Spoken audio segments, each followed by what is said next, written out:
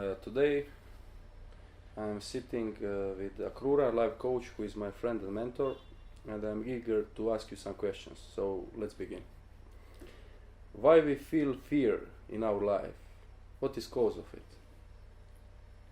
The cause of fear is ignorance. It's ignorance about our original spiritual nature and misidentification with the temporary body that we are presently living in. So that is the main cause of fear. How come fear is stronger than love in today's world? In today's culture, fear is more prominent than love because people identify with matter. They identify with their body and they know that they will have to die.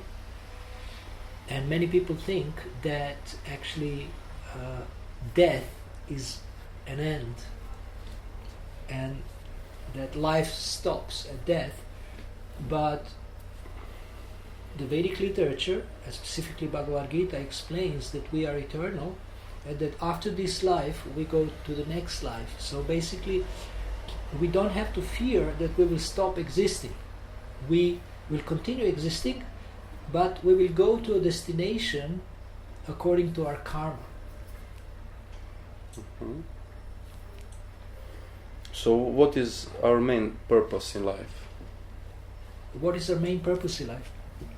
The purpose of life is self-realization. Many people think that the purpose of life is sense gratification, and they try to enjoy this world, and there is philosophies like, eat, drink and be merry, for tomorrow you may die. Now this kind of philosophy is very dangerous because it actually puts you in a short-term consciousness or short-term thinking, and you don't think beyond this lifetime. I have tried to discuss with many success teachers about this point, and very few of them are actually willing to discuss success beyond this lifetime. Another way to look at life and the purpose of life is that we all want to be happy. The purpose of life is to enjoy. As soon as you have somebody who is alive, like a living being, this living being actually wants to enjoy. Wants to enjoy food, wants to enjoy relationships, wants to enjoy nice sunshine, etc., etc. So what's the difference between sensual gratification and the higher purpose of life? What is how can we have distinction between sensual gratification and higher taste? Sense gratification is temporary enjoyment, and we have to take care of our body, we have to take care of our senses, but this is not the purpose of life. So one has to take care of his physical existence as much as needed so that he can pursue higher purposes, higher goals, and he can work on attaining higher happiness. Mm-hmm. Originally we are spiritual beings, and this permanent and higher happiness is available at a spiritual level, not on this temporary material level. So how come there are only small percentage of people aware of this truth, and even smaller percentage actually apply these principles on a daily basis? Because all of us, we come here to forget our original nature, and we like to be in illusion that we can be controllers and we can be enjoyers of this world. But fortunately we don't manage to do that, or we manage to do it only temporarily. So many people are having like an awakening and they're understanding that I will not be able to be happy in this world. I will not be able to be happy permanently. And they're looking for answers, looking for solutions. And it is our birthright to be happy. But we have to understand how to be happy long term. One of the greatest problems of today's modern thinking is this short-term focus. If something feels good, grab it. if I don't know, if a bottle of wine feels good, drink it. But we don't think about consequences, and bottle of wine long term will bring you liver cirrhosis.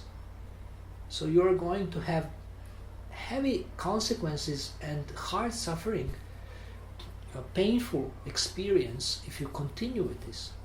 So it's just, even from the very selfish point of view, is more intelligent to think long term. How can I enjoy long term? How can I be happy long term?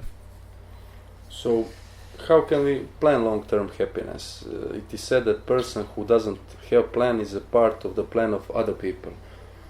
What is three most important things in making plans? What do you think? One is that your plans should be holistic.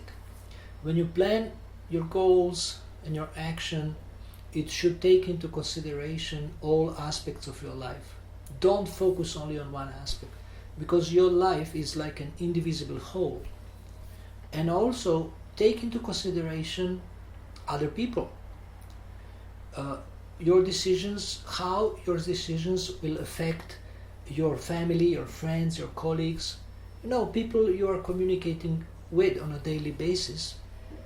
So you try to make decisions that are beneficial for all, not only which are based on selfishness, or only your own interest.